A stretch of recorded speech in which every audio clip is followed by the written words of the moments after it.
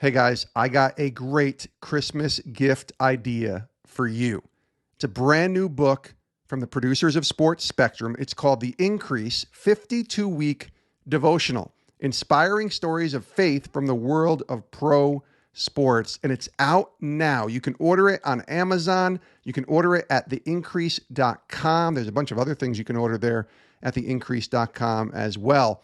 But this devotional, I think, is the perfect gift, maybe the perfect stocking stuffer for the sports fan in your life, the sports fan that loves Jesus. Maybe you're looking to give something to a child that you can go through with them together. How about a 52-week devotional, once a week, 52 stories from professional athletes talking about Jesus and how God has really moved in their lives. I'm telling you, you'll love this book. It's available at Amazon. It's available at theincrease.com. And it's called The Increase 52-Week Devotional, Inspiring Stories of Faith from the World of Pro Sports. Order yours today. Get it. Hurry up. Don't wait. Go get it now before it's too late. The Increase 52-Week Devotional.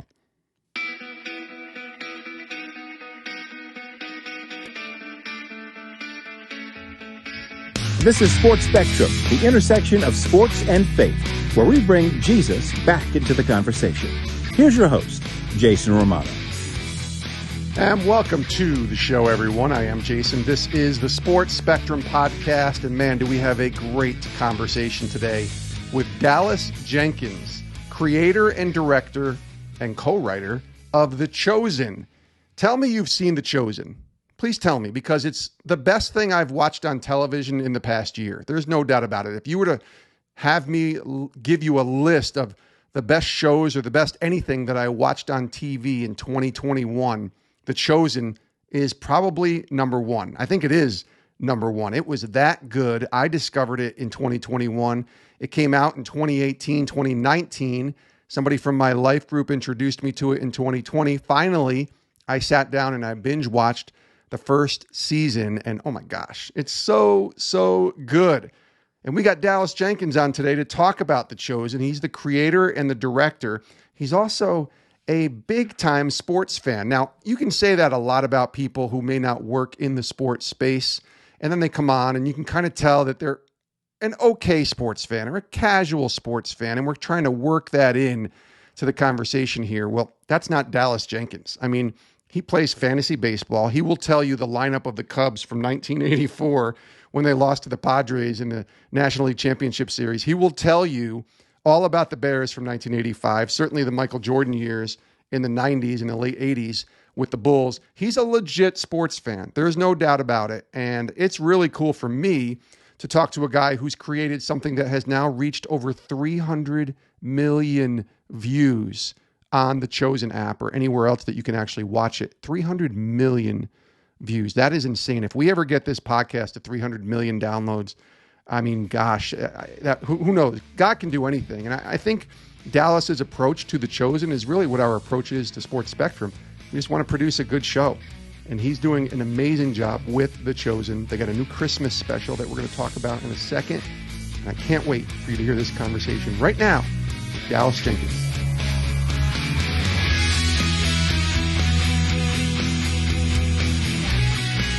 Hey, Dallas, welcome to the show. Oh, man, I'm so glad to be here. I appreciate that. I'm as we talked about offline, I'm excited to talk both about The Chosen, but just as excited to talk sports.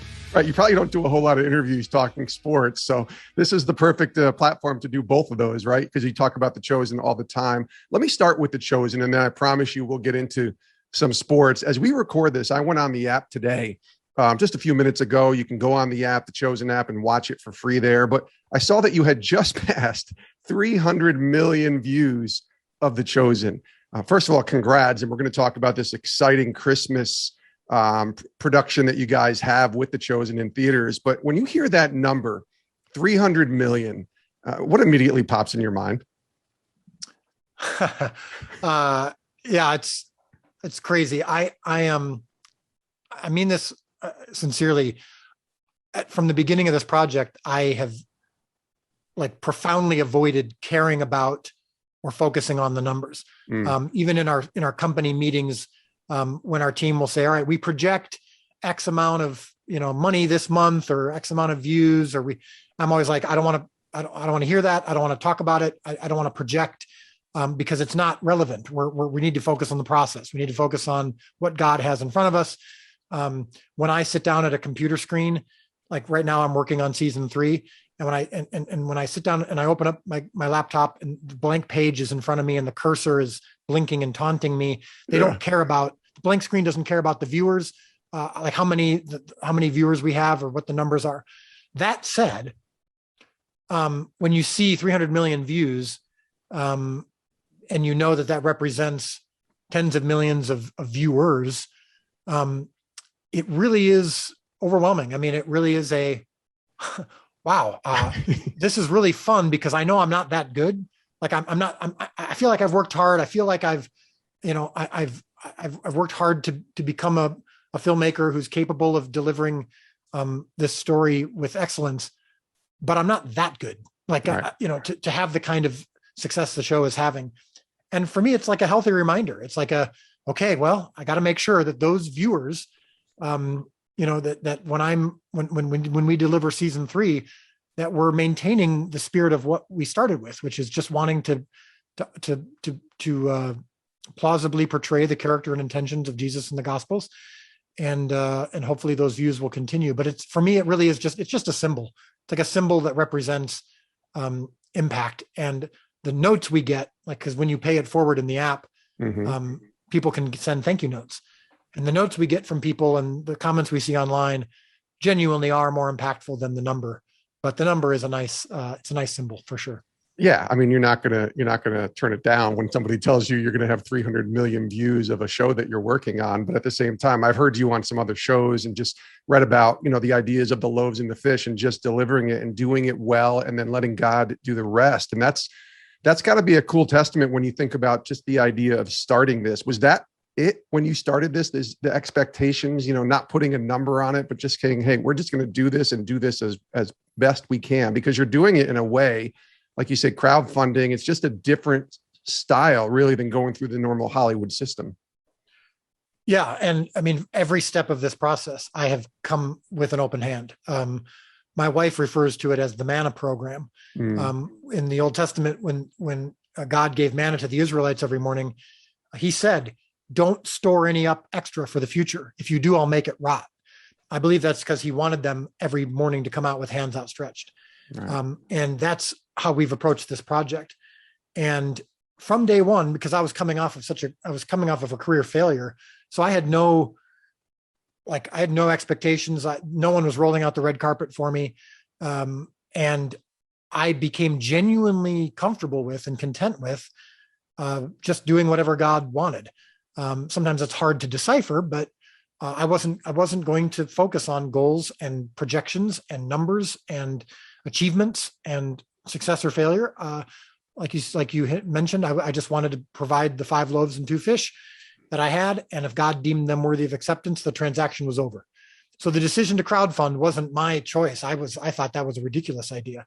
The decision even to just do a short film like I did for my church's Christmas Eve service about the birth of Christ.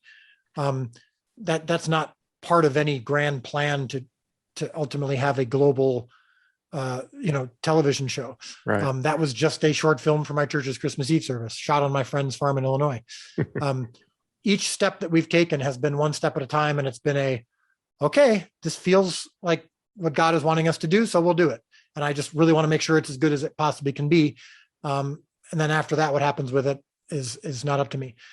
So people ask often, has this met your expectations or exceeded your expectations? And I'm like, it hasn't fallen short of or exceeded my expectations. I didn't have expectations. I genuinely didn't. I know that's not a satisfying answer, but I really didn't. And it's a good answer. I still don't. Yeah, no, that's a good answer. I think it allows you to go in there and just do the best that you can and let the rest take care of the rest, let God take care of the rest. I got to tell you, when I found out about The Chosen, it was probably about 1.5 years ago, from my life group that I lead here in Connecticut, where I live. And a couple, Larry and Linda, came in, and they'll probably listen to this to hear their names get a shout out, but they came in and they were telling me about The Chosen. And I'm like, all right, The Chosen. And they were like, it's on this app. You got to watch it. It's pretty good. And I watched like the first 10 minutes of the first episode, which is not the way you're supposed to watch this. You got to watch it through all the way, the first couple episodes. Finally, I got to it this year, and I watched it probably in February or March. And I said, oh my goodness. And then season 2 came out, and I was like, this is must-see TV, and watched it again. And I was just like, this is amazing that this idea stems from what you wanted to do, which is create this sort of multi-season series on the life of Jesus, and thinking, man, why? Because I've watched a lot of faith-based Christian content before. There's some of it's very good. Some of it, you have questions about, but this is maybe the best I've ever seen. And now you have this Christmas thing that you're doing. So I really want to kind of take it to that because I don't want to miss our time here to talk some sports too. December 1st, it's Christmas with The Chosen. It's in theaters, right? It's going to be in movie theaters. Yeah. So December 1st through the 9th, you can see this special episode along with a dozen artists who are all performing Christmas songs and, providing their own approach to Christmas songs, along with this new episode that we did about the birth of Christ, this time from the perspective of Mary and Joseph. The original short film I did that launched the whole Chosen thing was from the perspective of the shepherds. And they come across Mary and Joseph briefly. Well, in this case, we really explore Mary and Joseph and their walk to Bethlehem and what they would have talked about, and their, the denial of a place to stay, and them going to the stable, and Joseph's, scooping a big pile of manure with a shovel out of the way so that he can prepare a space for Mary to give birth. All of that we just thought was a really great opportunity to do something new and fresh and disruptive for the Christmas story, while honoring and maintaining the story itself, not changing it, just providing some context to it. And so we just thought, well, I think this could go in theaters. Let's see how it goes, and see if people are willing to come back to theaters during this difficult time, and see if they'll want to watch the show with fans, and not just at home on their computers or on their televisions through the app. And the response has more than exceeded our expectations in this case. Again, I didn't really have expectations, but whatever the theater chains had or the Fathom events, they were completely unprepared in a good, they're not, it's not like they made a bad decision or anything. They were just unprepared for what the response was. And so it's going to be in theaters for 9 days. So just check your local listings, at the risk of sounding like a pitchman. But check your local listings and look for The Chosen, Christmas with The Chosen in your local theaters. Dallas Jenkins is our guest here on the show. Tell me about your diehard fandom of sports, when you have the Bears and the Bulls, and just the Cubs, of course. Tell us about your love for sports and where that stemmed from. Well, my dad actually started his career as a sports writer when he was a teenager. His mom would drop him off at the local newspaper when he was like 15 years old, and he was writing sports stories and whatnot. So I was born and raised to love sports and to love the Cubs. They were kind of number one, but then of course the Bears, Bulls, Blackhawks, all of that. When I was 5 years old, I started reading every word of the Chicago Tribune sports page every day. And I still read the Chicago Tribune sports page, even though now I live in Texas and I've lived all over the country. As much as possible, almost every day I'm online reading the Chicago Tribune sports page. And I also was raised, because when I was born in 1975, and the Bulls, Blackhawks, and Cubs and White Sox hadn't had a championship, from the time I was born, much earlier, all the way through to when as high schools, when the Bulls won. Of course, 84 was when the Bears won the Super Bowl, 85. I was kind of raised not only to love sports, but to get used to disappointment. 84 was when the Cubs, had their loss to the Padres after going up 2-0, and the ball went through Leon Durham's legs. And when you're 9 years old and that's happening, it's like it leaves a profound impact. But I also got to experience in my prime sports loving years, Michael Jordan era. And then of course, 5 years ago, got a chance to see the Cubs win it all. But yeah, it's been, it's in many ways, I would say sports is not always been a huge part of my life. When I was in junior high, like middle school, my plan was to be a sports broadcaster. That was my goal in media. And then I saw the movie One Flew Over the Cuckoo's Nest with Jack Nicholson, and everything changed. I was like, okay, whatever that is, I want to do that. But yeah, sports and sports broadcasting and the whole thing, like what you're doing now is the kind of thing when I was in middle school, I was like, I would have wanted to do that for sure. That's awesome. Growing up in the 80s, which is what I did as well. I'm a 73 kid, born in 73. First of all, you get Jordan in 84, and then you get the Bears in 85. So I have to imagine, and the Cubs are good. They're not winning titles yet, but the Cubs are good. Like Ryan Sandberg's there. You mentioned Leon Durham. I mean, they had a really good team. And then in the late 80s, they brought some really young players like Palmeiro, and Maddox came up, and all these guys. I have to imagine who was like number one on your wall? Like, what was the poster on your wall, or the guy that you were following them? Was it Jordan, just for obvious reasons, or was it not Michael Jordan? Was it Walter Payton? I mean, they had some amazing players. Yeah, Walter Payton was my number one. My dad did a book with Walter Payton, because my dad has done a bunch of sports biographies. I mean, autobiographies like with Walter Payton, Oral Hershiser, Nolan Ryan, Brett Butler, Mike Singletary. So he did Peyton's book called Sweetness back in the late 70s. And so because of that connection, I think Walter Payton was always my favorite athlete. But yeah, because I watched the Cubs every day on WGN, that 84 team, 85 team. I mean, I could still recite their starting lineup, their starting pitching staff, the relievers, all that. I loved Lee Smith. He was one of my favorite players. But yeah, you mentioned the Cubs were good. That made it worse because, right. There's, from 89 when they made the playoffs and lost, and then to the Bartman tragedy, and there were so many moments where it was just so painful that I have to think that was a defining part of my life, was just getting used to disappointment. I will never forget. I worked at ESPN for 17 years as a producer, and I will never forget being in that control room the night of Steve Bartman and playing against the Marlins, and just what transpired after. I will never forget watching that and thinking, what in the world just happened? You don't know that it's going to have this lasting effect. Oh yeah. And this, you don't realize it in the moment, but you watch it and you just put your hand over your head. Like, is that really what we're going to point to? And Moises Alou pointing at him to say that the Cubs are cursed now. Is that really where we're going?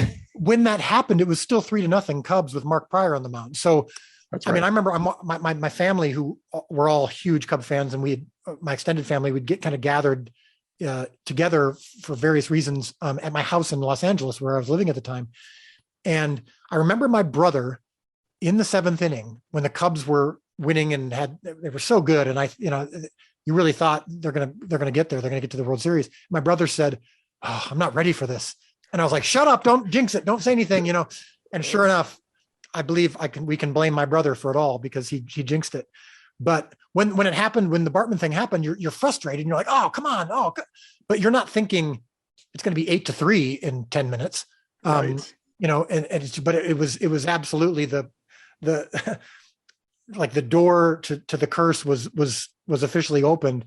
And yeah, it was you didn't see it. You never can fully see it coming. And then in 2016, I won't take too much time on this, but I mean, when Rajai Davis hit the home run, I mean, it tied the game. That's where you're going, oh my goodness, this is going to be even worse than the Bartman situation. Like, is it possible that we're going to actually have an even worse experience than we've ever had? Is that possible? I didn't think it could get any worse, and it just might. But God was faithful. Even when Chris Bryant fields that ball and he slips as he's throwing it to first, and Rizzo gets it. So it's like, oh, is this happening right now? And then thankfully it didn't, and you got your World Series. So yes. It was a big deal. I have a question for you about sort of the sports and Chosen connection, because I was thinking, and I'm sure there are, I mean, there's 300 million views, right? So there's got to be a lot of sports fans and people that love sports, but I'm fascinated because we are connected with Sports Spectrum to a lot of athletes who love Jesus, right? And former athletes and coaches and so many different people that we've had to interview here over the past 5 years on this show. Tell me a story or two of maybe a connection that you've gotten to make because somebody watched The Chosen and you were like, wait a minute, I root for that guy, or I watch that guy, or I'm a sports fan and they watch what I make. I mean, I just think that's such a cool thing. There has to be a story there. Oh yeah, no, it's been amazing. So there's a chaplain who works a lot with Arizona Diamondbacks, but is just connected around the country. His name is Brian Hummel. Yeah, I know Brian. Sure. Yeah. So Brian knows everybody, so it's not surprising that you know him. So he reached out. We got connected somehow. I don't quite remember how, but he reached out. He was obsessed with The Chosen. He goes, I lead Bible studies with players, and they're all watching The Chosen, and you've got some big Chosen fans. And I'm like, dude, like, I'm excited. And he connected me to this Steven Souza, who'd just been picked up by the Cubs. And so I'm like, I love you. You're on the Cubs, and you were on my fantasy team 2 years ago when you were hit 30 home runs. And I'm so, you've gone through so much with your injury and stuff. And so Souza had a whole story. So he was like, dude, there are multiple players and athletes who are huge Chosen fans. And I think part of it has to do with, being on the road a lot and, having something to watch. And I think also there's something about athletes and musicians and certain people in those fields where they've seemed abnormally enthusiastic about the show. And maybe it's just because it's a similar discipline. I don't know what, but it's such a hard thing to break through. It's hard to break through in the media space and get to the, to get to the professional level in major league, in any sport, is so much more difficult and unlikely than to get to the professional level in almost any other field. I mean, to become, and that's not at all to say anything negative about any other fields. It's just, if you're a professional accountant, or a professional plumber or a professional banker or whatever, it's, I'm not saying it's not difficult, but it's to reach the professional level is part of the process. Whereas in Major League Baseball, if you could be an extraordinary athlete and then just not be able to make a living out of it. And so maybe there's some kind of inherent appreciation for those various disciplines. I don't know, but either way, that's irrelevant to what I was about to share. So I apologize for that tangent, but no, it's great. But they started saying, "Oh, you got to come to a game," and I'm like, "Yes, please." And so I got tickets to a Cubs game because Andy Green, who's the bench coach for the Cubs, is apparently a big Chosen fan, and he knew Brian, and so he was like, "Come to a game." So I was able to come to the game. And when I was sitting in the friends and family section, there were several wives of players who recognized me and were like, "Oh, we're Chosen fans." And so then I became buddies with Rex Brothers for the Cubs, who I love because he strikes out almost two people an inning. And I'm like, dude, you were on my fantasy team. Like all these guys who I've followed and loved, and so I got to meet them and after the game go meet some of the players. And so now from some of the connections because of the Chosen, I now for the most part have unlimited access to games and stuff like that. I'm speaking to a group of umpires in December who are fans of the show, and they told me, look, you'll never have to pay for another ticket to a baseball game after this. And I'm like, the Chosen has officially succeed. Like, you're not doing it for that, but obviously if you get that opportunity, you're not going to turn it down. Oh, no, I would say I'm doing it for that. I'd say, no, but I'm saying it's correct. It's definitely not it wasn't the goal when I started, but it's been the perk that I would say has been, besides all, of course, the spiritual impact, which is number one. I'm going to, of course, officially say that because it's true. But in terms of worldly benefit and worldly gain, the tickets to sporting events has been quite a lovely result of the show for sure. Well, you talk about spiritual impact. I mean, I look at what we do at Sports Spectrum as a resource, right? Like somebody could share this conversation or any of the stuff that we put out, articles, whatever, magazine, and say, hey, share this with someone who maybe loves sports and loves Jesus, but also maybe loves sports, but doesn't have that deep relationship, but might be more open to hearing about these stories. I have to imagine that's I've heard so many stories from you on different podcasts and reading about the Chosen. Obviously, it appeals to me, somebody who's been a believer for 20 years, but there's a lot of non-believers who watch this or people who maybe have come to Christ because of this. I have to imagine you've heard stories like that too.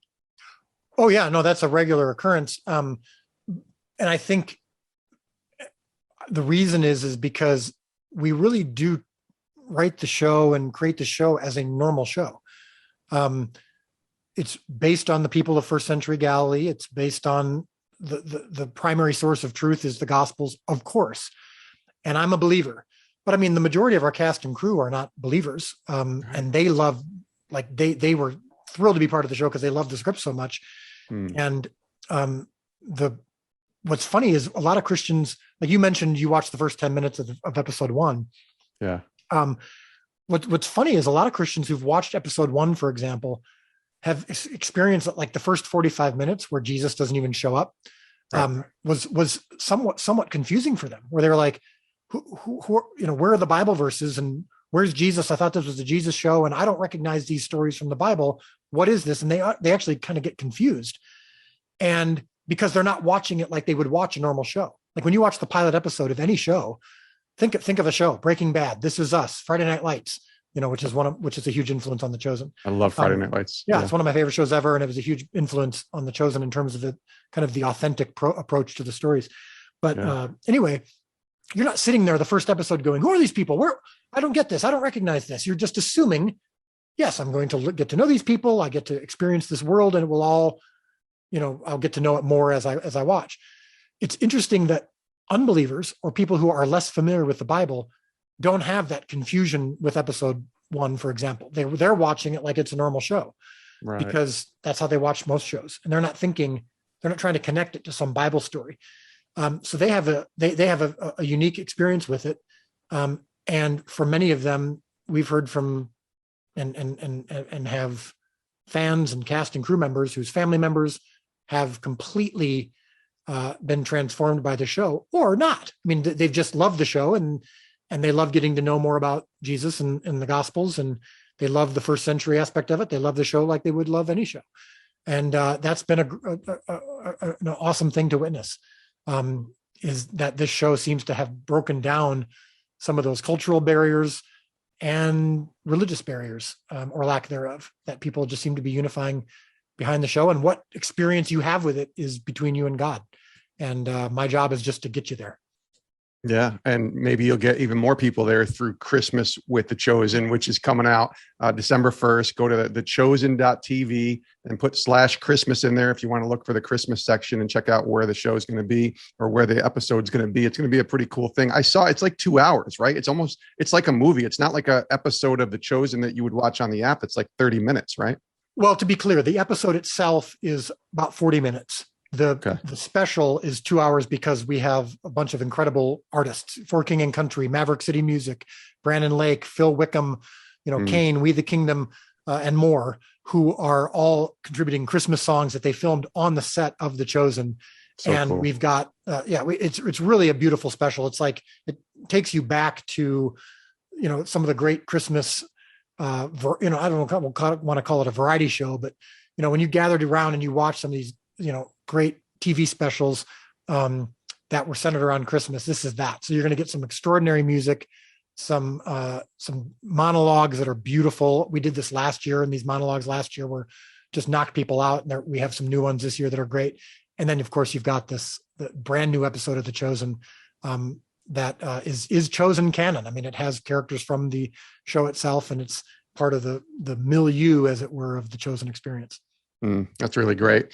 He is Dallas Jenkins, creator and director of The Chosen. Listen, I appreciate you being here. Let's get you back on. Let's talk some more sports next time. But just all the best to you. Thanks for doing The Chosen. Seriously, I say that because so many people have watched it in my circle. And it's just really cool to see the impact that it's having. And just appreciate you spending a few minutes here on Sports Spectrum today.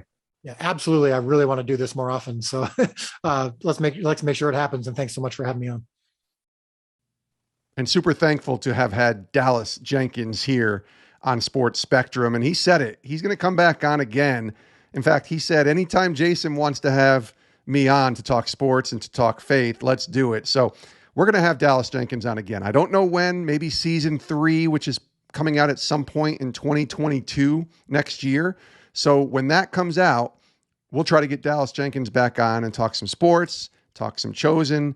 And my goodness, The Chosen, tell me you've seen it. If you haven't seen it yet and you're listening to this podcast, well, go download the Chosen app on your phone. It's free. The episodes are free. You don't have to pay anything. Now, if you like what you see and you want to pay it forward, great. That's how they've kind of really funded the seasons of The Chosen. But go to the app and watch The Chosen. It's free. The Chosen app is right there. It's super simple to watch. You can stream it to your TV to watch it on the big screen as well. And then they have this Christmas special, Christmas with The Chosen, The Messengers. Man, it's going to be great. December 1st through the 10th in theaters. Go check your local listings. As he said, you can go to thechosen.tv/Christmas, thechosen.tv/Christmas, and see where it might be showing near you and go see it. Take a bunch of people, maybe take some people from your church and go check out Christmas with The Chosen.